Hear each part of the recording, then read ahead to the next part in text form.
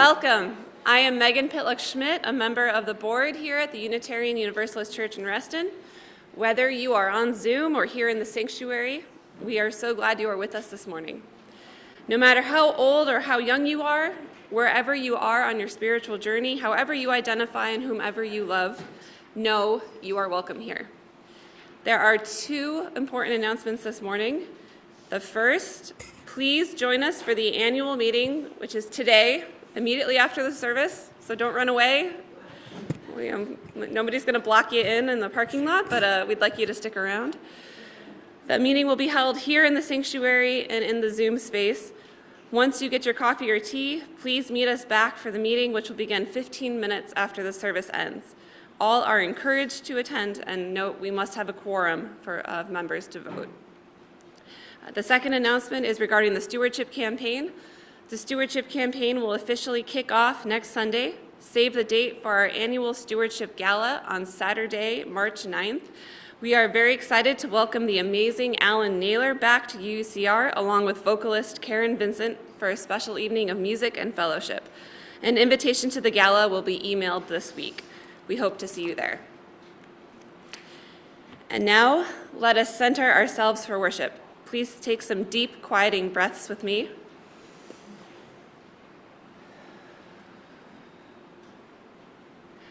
Let us enter our time of worship together as we enjoy this morning's prelude.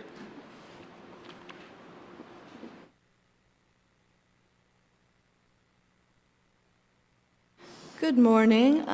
We just have a little introduction for the prelude this morning. For our prelude music today and for our offertory music, we have some videos from singer-songwriter Leah Morris. She's originally from this area, and we wanted to let you know that she is holding a workshop next week on Saturday, March 2nd at the Unitarian Universalist Church in Silver Spring, Maryland. So she's holding a workshop from 2 to 4, and there's also a concert. She's having a concert at 8 p.m. We plan to send a link for this around in the e-blast this week, but if you have any questions, feel free to check in with me. So thank you.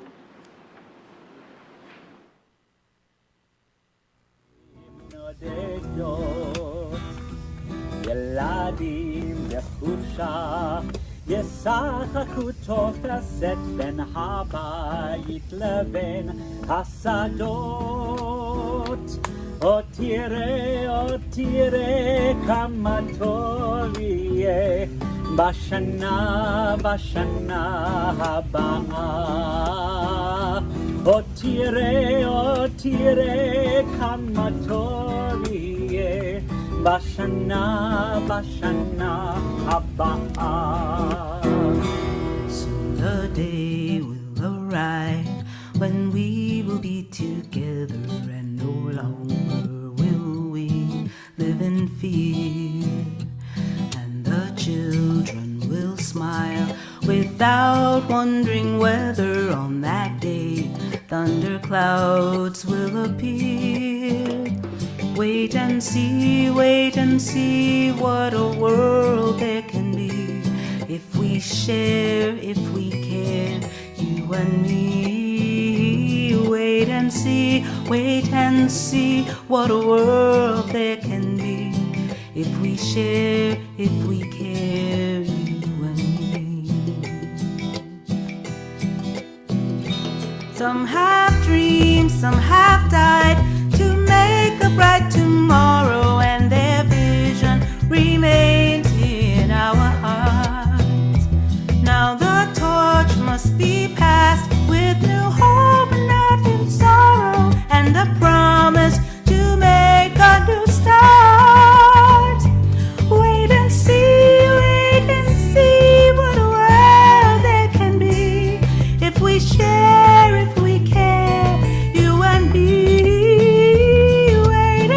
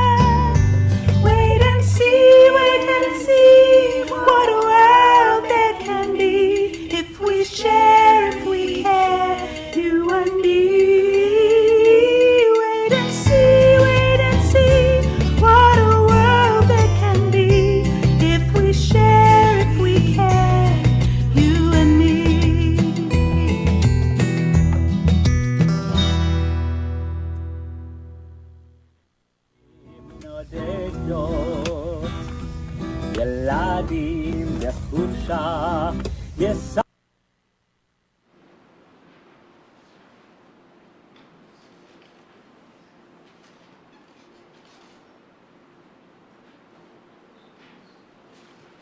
I'm counting on my acolyte experience from another church.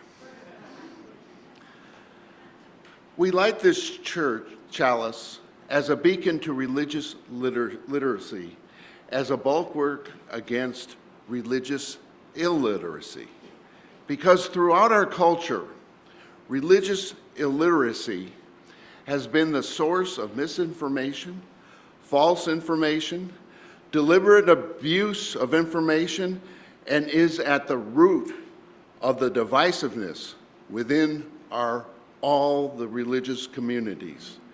Yet healing such division requires honesty and an honest search for the truth, for objective and reliable information. We here at the Unitarian Universalist Church in Reston explore questions, debate issues, and carve out common futures with information that promotes sound, dependable, and cutting-edge scholarship in public and for the public. The wonderful thing about us is that we are open to hear each other's ideas as each person develops their own personal theology and spiritual path if they wish to do so. The covenant we share with each other is based upon shared values. Article 2 of our bylaws includes our individual search for truth and meaning, where in our search we mutually agree there is just not one way toward truth for everybody. A UU Reston worship service here carries all, including theists, deists, agnostics, and even atheists among us, into sacred and holiness with or without divine presence as your choice for all of us to be spiritually fulfilled. A Reston UU worship service includes devotion to the spirit of life and love that we recite to one another every Sunday in our covenant, which enlivens us, which we enliven by living it, in the daily pursuit of which we regard UUs as a modern sacred and holy, which is the moral equivalent to the inalienable rights of every human being as embedded in the United States Constitution for life, liberty, and the pursuit of happiness. Yet in these divisions, these inalienable rights of the Constitution are being trampled upon today by certain God-centered religious groups who would deny the ability of each person the right to have control over their own bodies with contraception, abortion, sexual orientation, same-sex marriage, and reproductive rights. One harrowing example of this, it was the usurpation of rights recently that occurred when the Alabama Supreme Court ruled that embryos frozen in in vitro fertilization procedures are quote unquote children under state law, and any person responsible for their destruction can be held liable for wrongful death.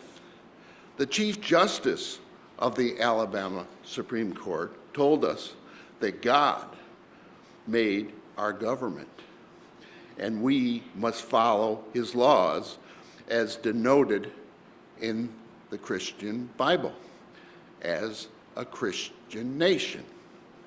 Yet we know, we believe, there is a great need for the religious alternative to such religious absolutism. by embracing the diversity of individual experiences and religious intrusion, which also includes atheism. We at UU Reston offer and embrace such alternative. Thank you.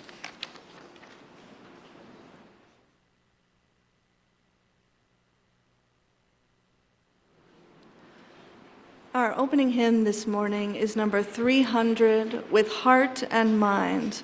The words are in your order of service, and please rise in body or spirit, and we'll sing together.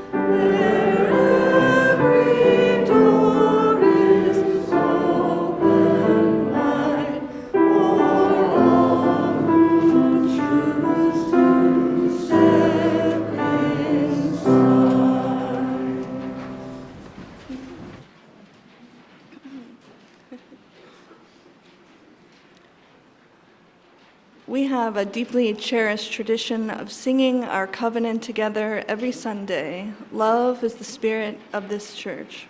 The words will be up on the screen, and we'll remain seated as we sing our covenant together.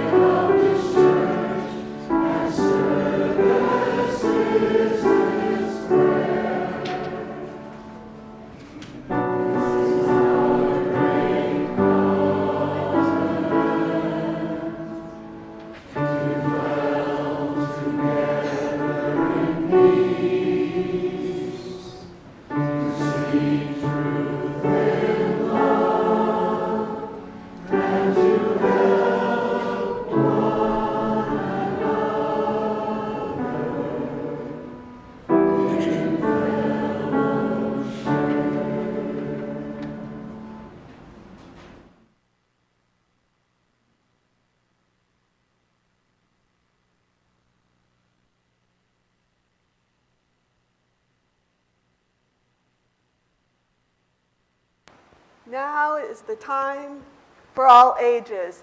So if you're feeling young of body or young of spirit and want to move a little closer, we have room up here. And our story today is inspired by Inviting the Aha by J.D. Stillwater, a Unitarian Universalist who feels there's a connection between religion and science. Now, can anyone tell me how many senses you learned about in school? Yes? Sight. Okay, what else? Touch. How many, or you can name another one? 5 senses, and we've got sight, touch, smell. Anything else?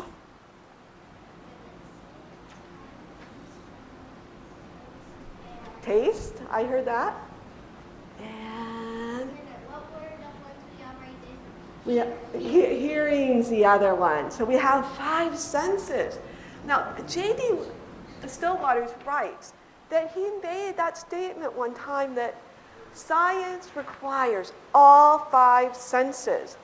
And then his mentor, which is a kind of unofficial teacher or guide, said, only 5? That question surprised him. And then it surprised him even more because he could think of more senses. And he invites all of us to think about how you might finish the phrase, my sense of blank. If you're in chat, in Zoom, you can write in chat. If you're here, I'm going to invite you to take a moment and think about that, and then ask for a few responses. So when you're ready, and if you'd like to share, just raise your hand. How would you complete the phrase, my sense of blank? I see someone. Sense of humor. Oh, and I see someone agreeing up here.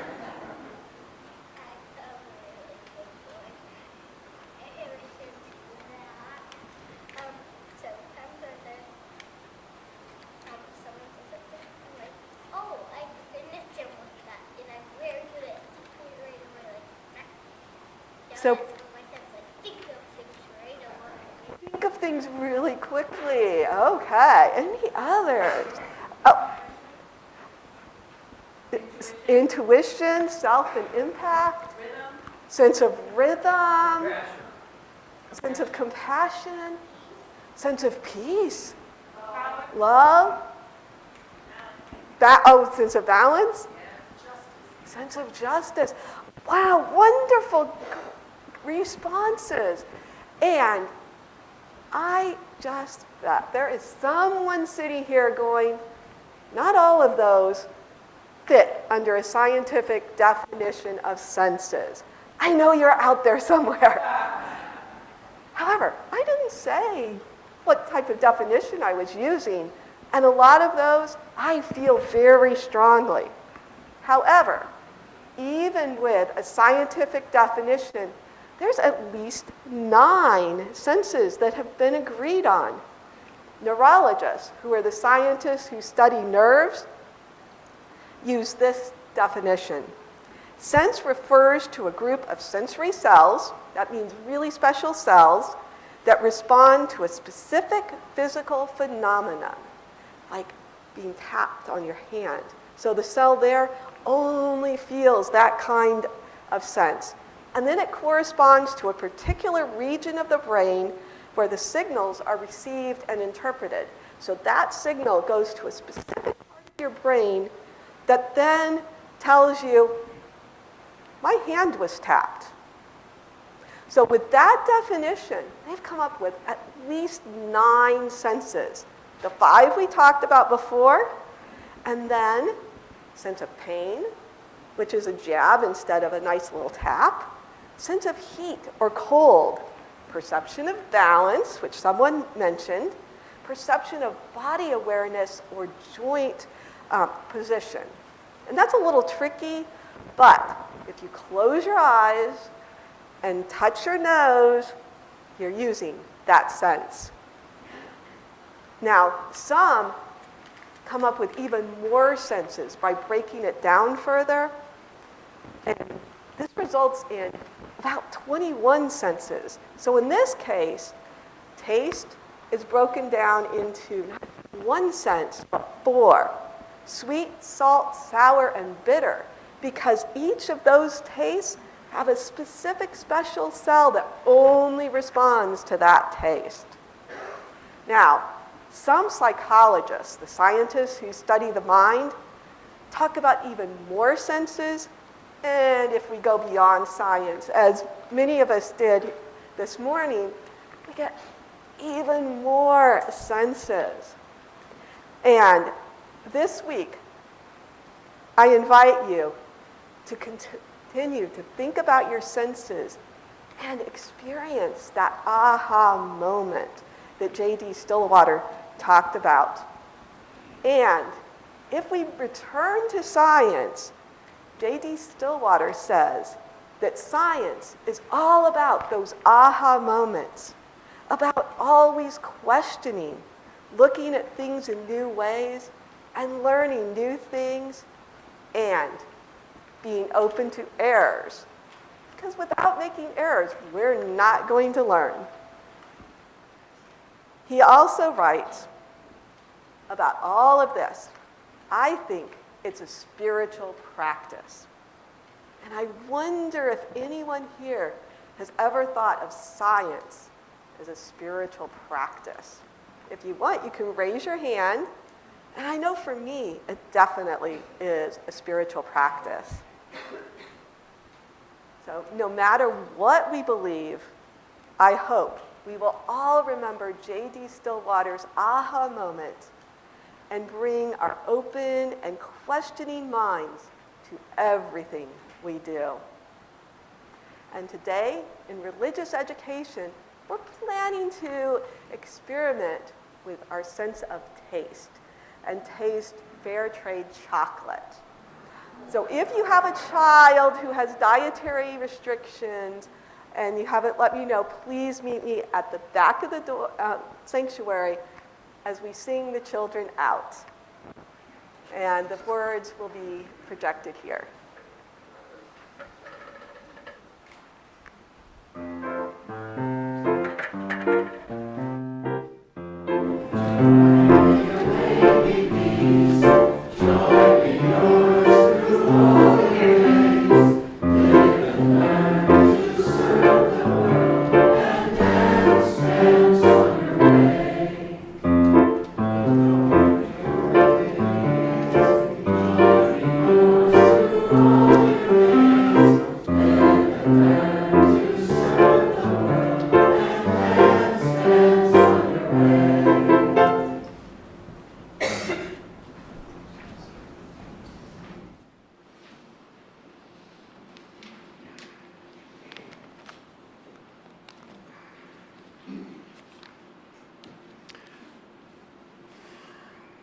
Now is the time in our service when we share our joys and concerns so nobody has to hold them alone. If you are joining us remotely this morning, you may wish to light a real or virtual candle wherever you are. As members of our congregation here in person, we will place stones in the water that we have here up front. If those of you at home would like to share what is in your heart today, please share in the congregational chat on the screen. And please write to all attendees, and please remember that what you share will be public. Those at home may then read other joys and concerns shared in that chat. Now, would you please enter into our time of reflection and prayer as we all listen to Denise play our meditation music? And please come up front with your joys and concerns.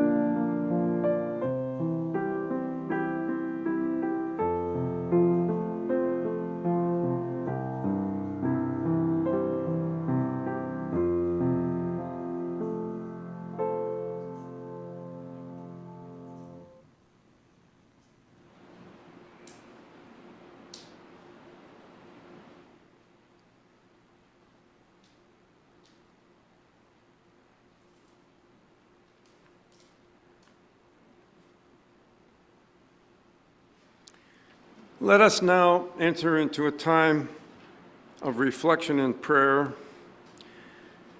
Spirit of life and love, be present with us this hour. Join us today as we gather in a wide search for truth and purpose. In this quest, may we greet one another with open hearts, love, and acceptance. May we inspire one another to create our own spiritual path and seek deeper meaning in covenant. May we cultivate wisdom and compassion. Let all who enter this sanctuary see a welcome face, hear a kind word, and find comfort in this community. May all that is done and said here today be in service to love and justice. May we hold in our hearts this morning all those who are facing hardship and difficulty both here and around the world, those who are suffering from incomprehensible loss. We hold in our hearts and prayers all those in the global community who are victims of war and violence. For them, we light this candle.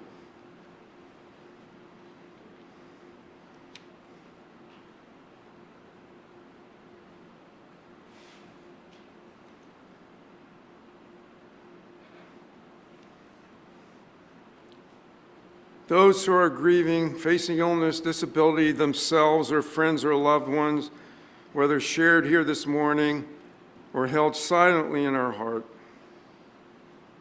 May our joys be multiplied in community, and may all gathered here find comfort and calm.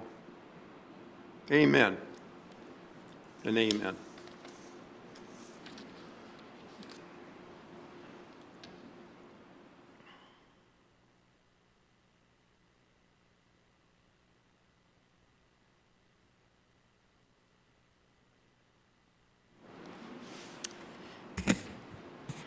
As a self-funded church, UCR relies on the generosity of its members and friends to fund daily operations and to ensure the church and its resources are here for us and others now and in the future. Pledges support our worship and music programs, our religious education program, programs for members and friends, community outreach, and connections to Unitarian Universalism. We now invite you to support the work of UU Reston by making your donation to the collection plate if you are here in the sanctuary, or at the link on the slide and in the chat box. Thank you for your generosity and support of our beloved spiritual home.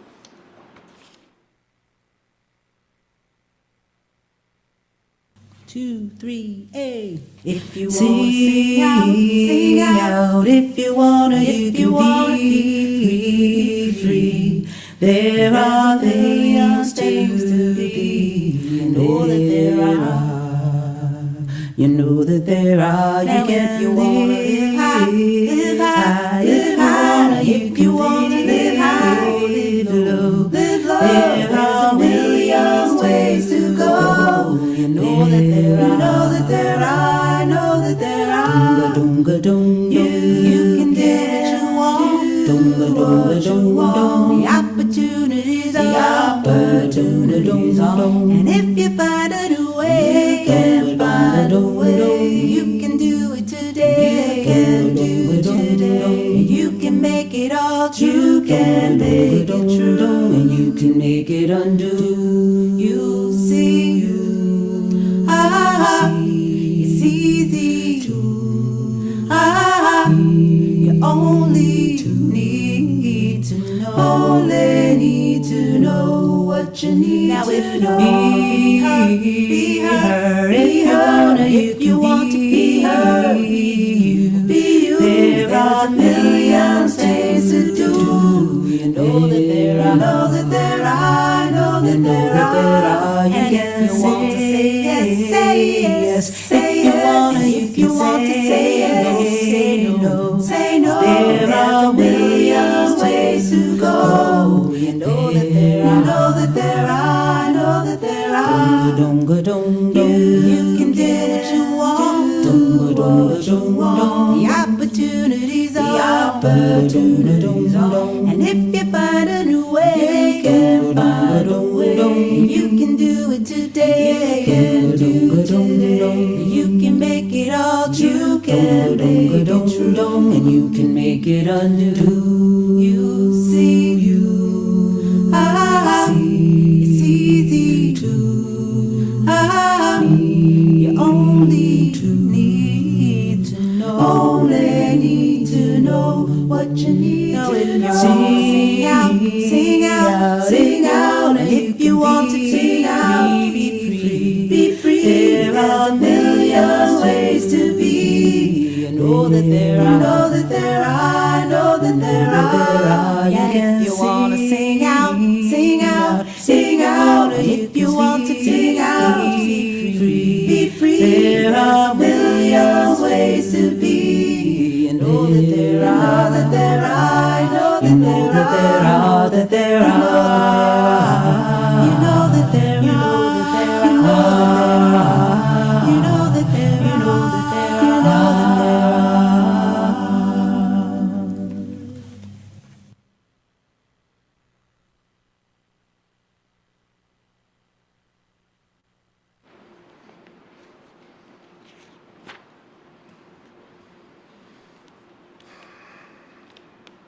How many Sunday services have you attended in which the title is In Defense of Atheists?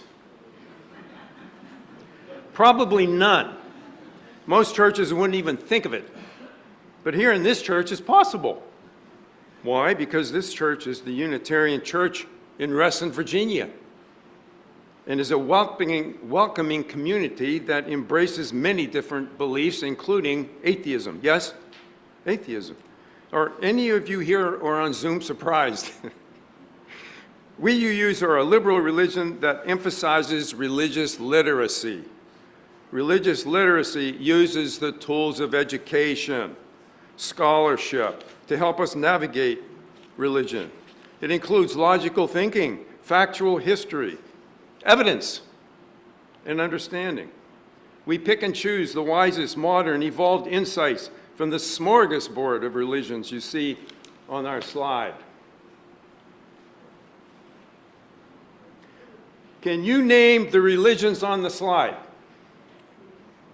I'm going to test you after the service.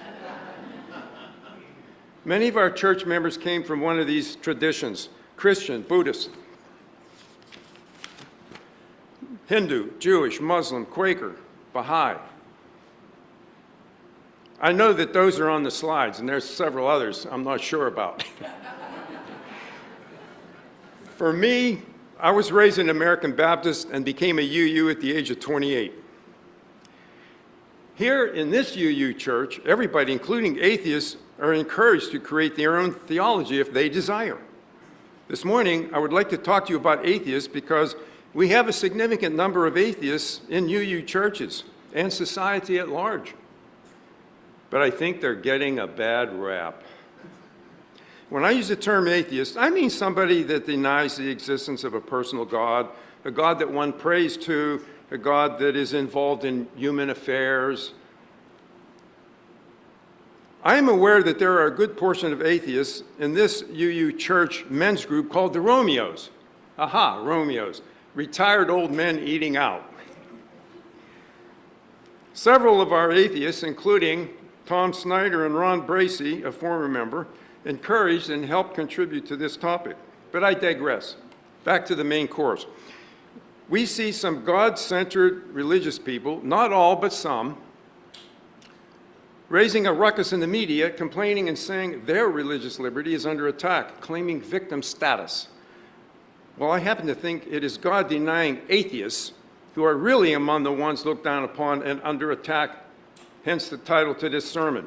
I know some may find this hard to believe, but if you give me a chance, I will show how atheists are marginalized because of their lack of religious faith in God. Some God-centered religious groups have been picking on atheists for a long time. Will you give me a chance to show you that these people should not be throwing stones since they just might be living in glass houses? Will you help me stand up for atheists and do a deep dive with me right now, okay? Slide. Okay, so when I said people were picking on atheists, these are some cartoonish examples, admittedly, but they're fun. Now, most of you may not be able to read that. The one in larger print says that they're atheists. They accuse them, quit hiding my biology textbooks. The top one on the left, longish hair declares homage to monkey ancestors.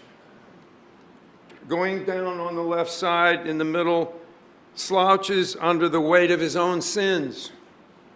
Further on down at the bottom, baggy pants for too much freedom of movement and thought.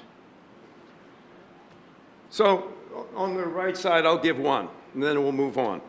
So what's in his pockets? Assorted lint, or the seeds of Satan.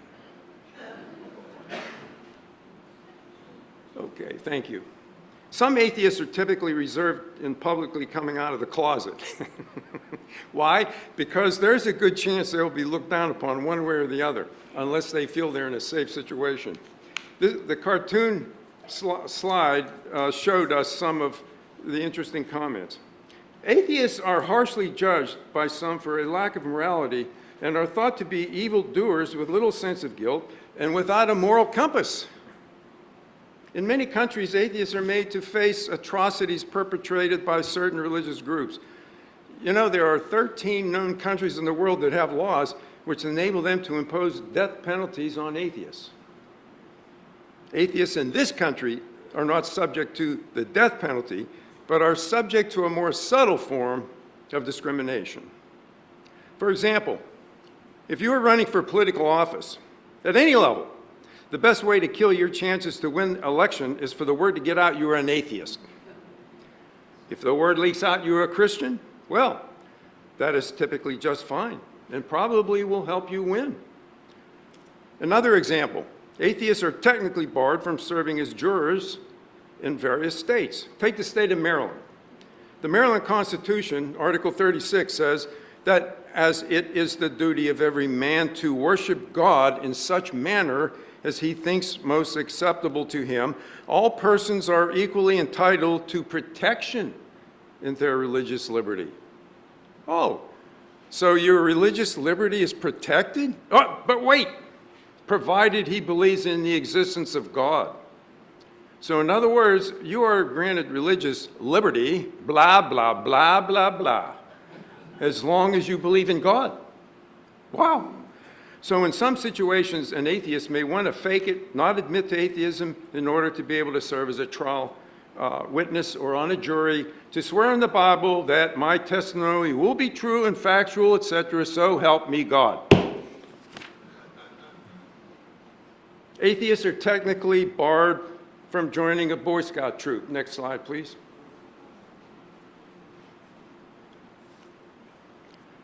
Either as a scout or scout leadership.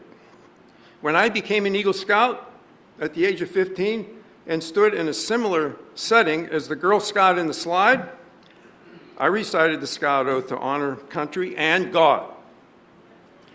John Fay, a professor at Messiah University in Pennsylvania, wrote, the right-wing Christian evangelicals of certain camps want to rescue the United States from the atheistic, even demonic, secularists and progressives who want to destroy this country.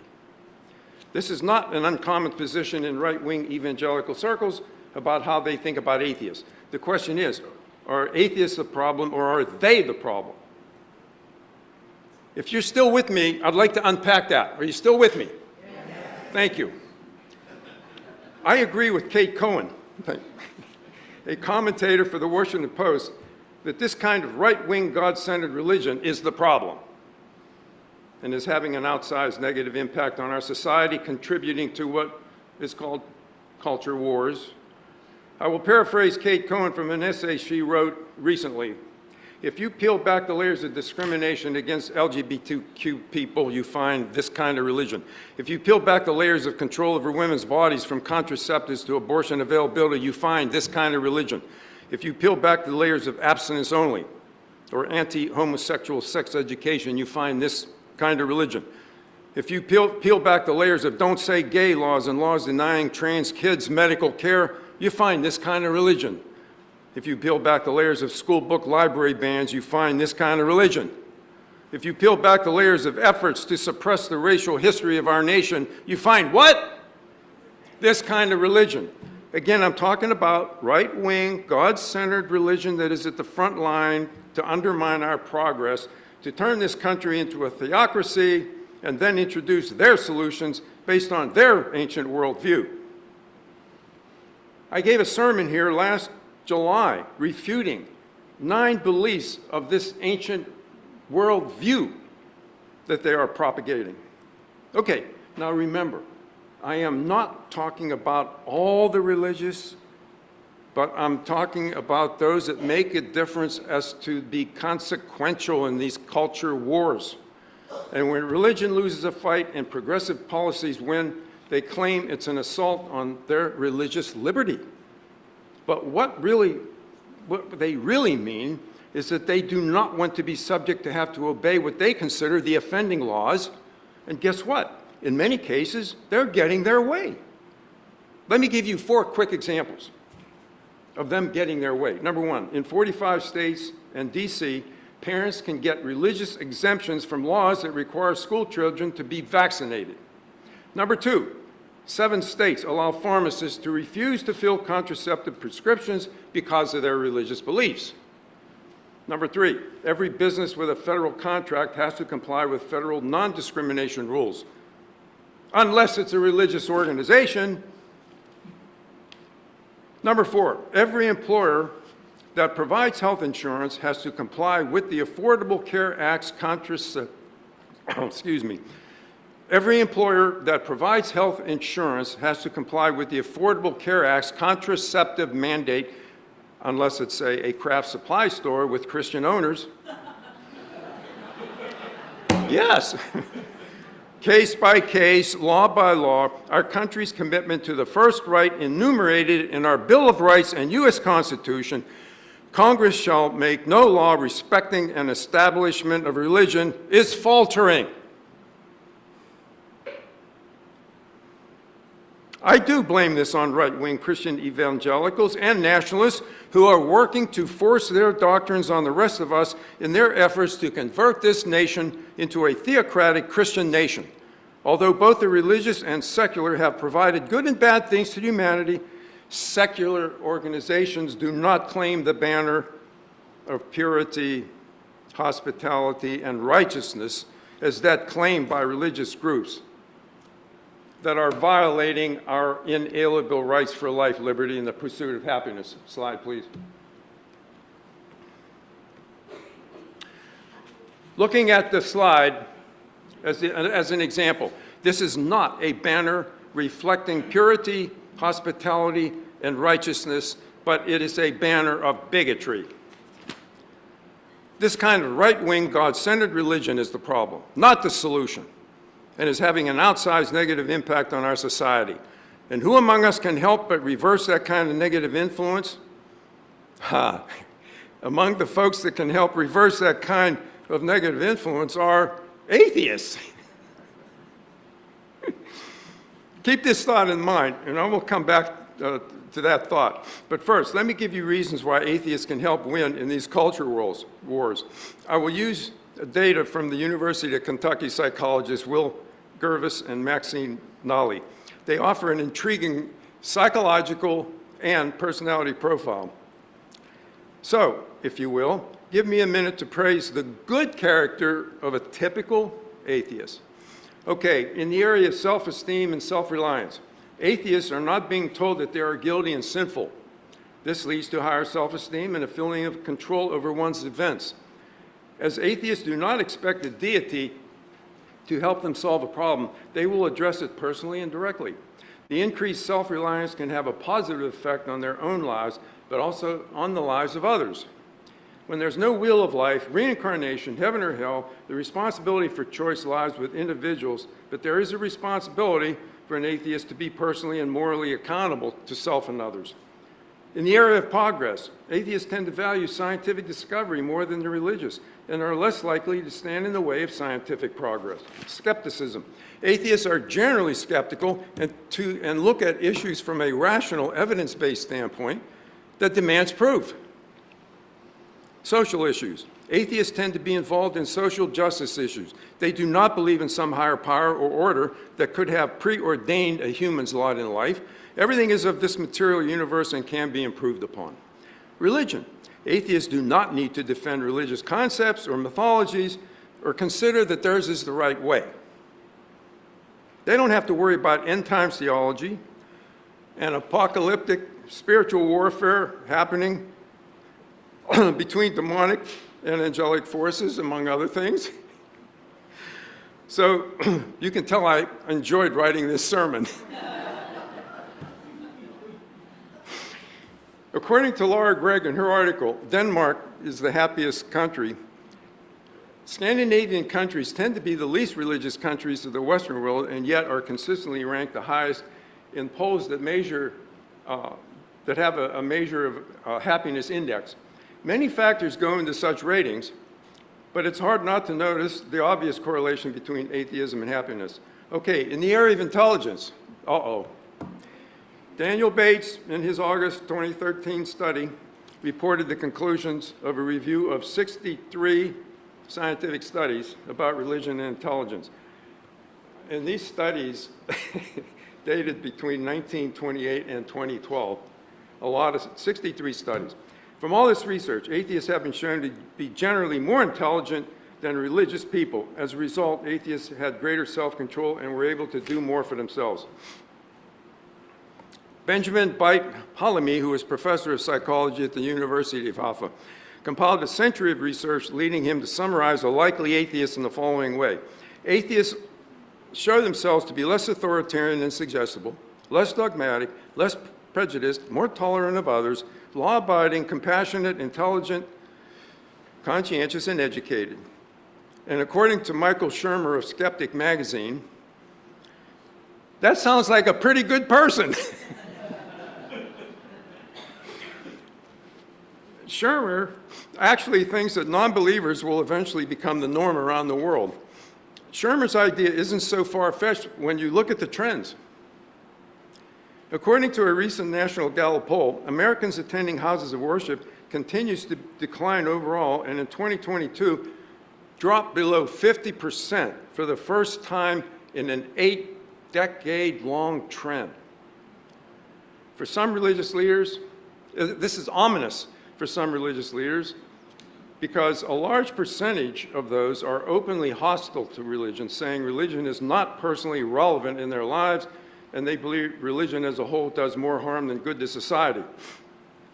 Now, getting back to Professor Benjamin Byte-Halimi, he declared that the idea that atheists in general are somehow likely to be immoral or dishonest has long been debunked.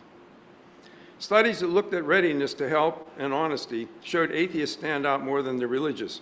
When it comes to the serious matter of violence and crime, ever since the field of criminology got started and data collected of the religious affiliation of criminal offenders, the unaffiliated and the non-religious had the lowest crime rates. Isn't that something? I'm going to repeat that. When it comes to the serious matter of violence and crime, the unaffiliated and non-religious had the lowest crime rates. These, of course, are overall trends, and I'm not trying to identify specificity, but to summarize, what does this all mean? After looking at all the good things associated with an atheist, it looks to me that being an atheist is at least one good way. I'm not saying the only way. I'm saying one good way to live an empowering and authentic life. But we have all seen where religion has long promoted itself as the better way. But as I have attempted to prove to you this morning, this is not the case. I would say most people tend to believe this negative idea about atheism because it's been repeated so often. I merely want to even up the playing field with this expose in defense of atheists, with real evidence. In fact, I would like to quote Kate Cohen again, who reflects a growing attitude in the U.S. that is sort of funny. And I quote, "America doesn't need more God, it needs more atheists."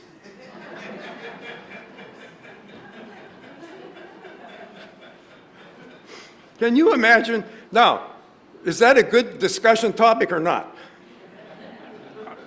If you would like to be in a discussion topic, see me after the service. Now, I'm not going to right now agree with her on that, but I think you know what the conclusion of all this research is. The conclusion is that atheists are much better people than the religious and media have portrayed them to be. Now, getting back to where I said keep this thought in mind, and there is a dire need to counter the outside negative impact on our society that certain right-wing, God-centered religious groups are having. And I asked who among us can help with reversing that negative impact? Now you know the answer. It's the atheists. Atheists can help. And did I prove it? Thank you. I proved it. Proved it. Even though atheists deny God, there are many that want to experience the amenities of what a church offers. But which church? Friends of mine who are members of God-centered churches claim that everybody is welcome, including atheists. However, I point out to them there is a difference. In their churches, atheists would be a target of conversion. In UU churches, atheists are welcome without that hidden motive. That's a wonderful thing about Unitarians and Universalists that I like, and that is we are open to each other's personal theology without this hidden motive. Our search for our truth is personal and a covenantal principle. We listen and understand each point of view to be able to develop our own theology. The UU Church carries a sense of sacredness and holiness in our 8 principles, with or without a belief in the divine, and yet have spiritually fulfilling experiences.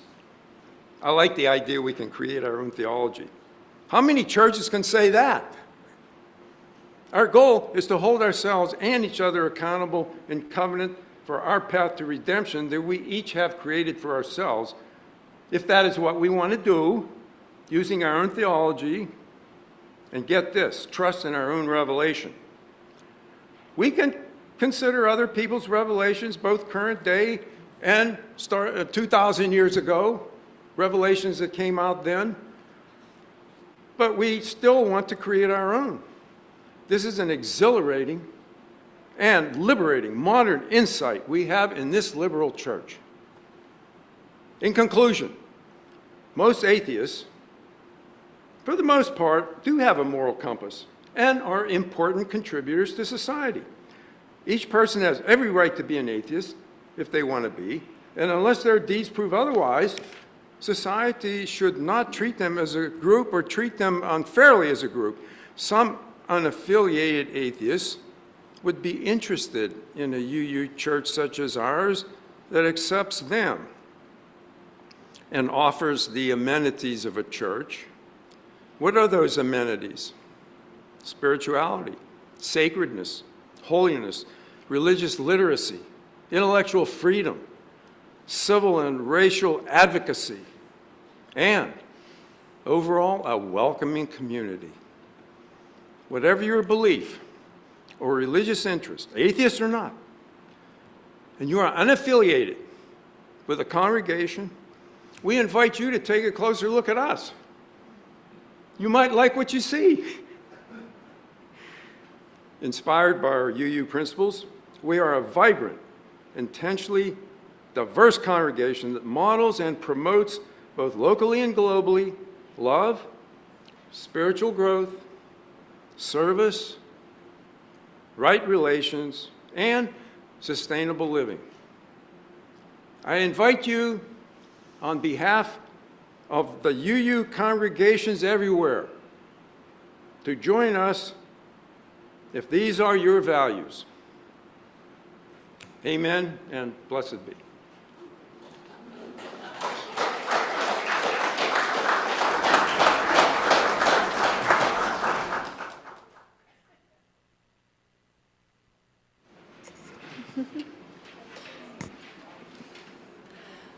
Our closing hymn this morning is number 113 in your gray hymnal, Where is Our Holy Church?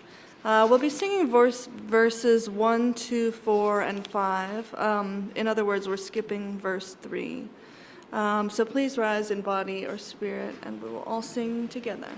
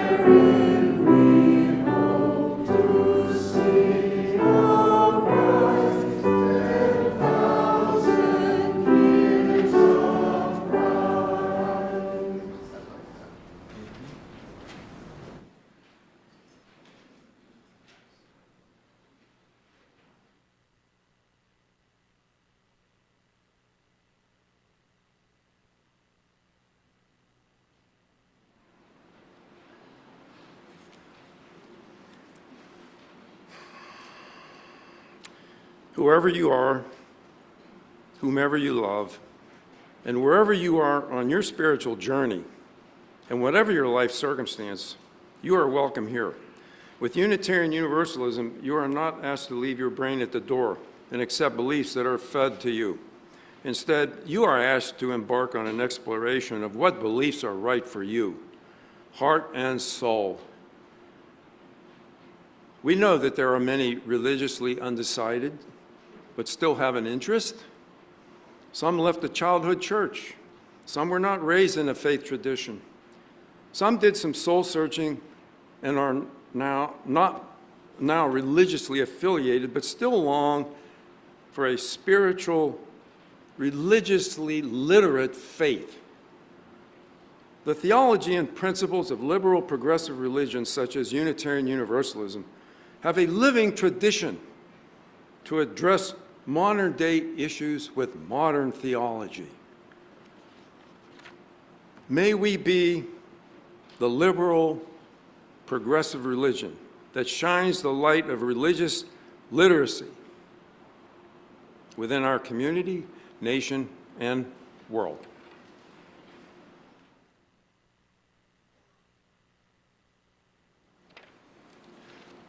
We now extinguish this flame. But not the light and hope and truth, the warmth of community, nor the fire of commitment. These we carry forth in our hearts until we meet again.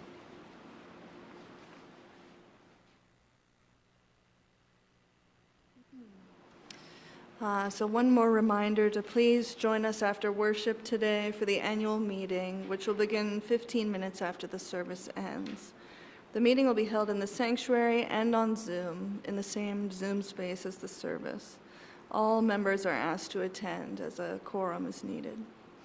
For our postlude today, we're going to sing one more hymn, number 1058 in the teal hymnal, be ours a religion. We'll sing through 2 times, so please rise in body or spirit, and we'll sing together.